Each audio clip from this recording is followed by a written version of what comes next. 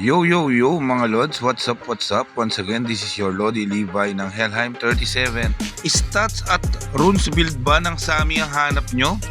Ito, panoorin ang ating video mga Lods, baka makatulong to sa inyo, no?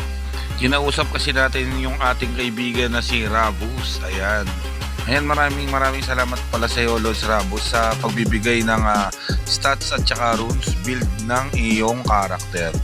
Malakas na Sami user to mga Lods, no?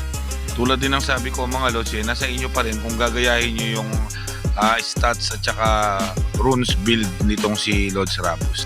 Bale yung red runes niya pala mga Lods is nilagay niya sa outer inlay. And then mga Lods, yung isang blue niya is linagay niya sa pinakagitna. At yung natitirang tatlong kulay green na runes nilagay niya sa second layer ng inlay niya. Para to sa mga bagong Sami user dyan mga Lods, no? Para at least may guidelines kayo about sa rune setup ng inyong Sami. So ito pala yung mga passive niya mga Lods. Check nyo na lang din kung gusto nyo.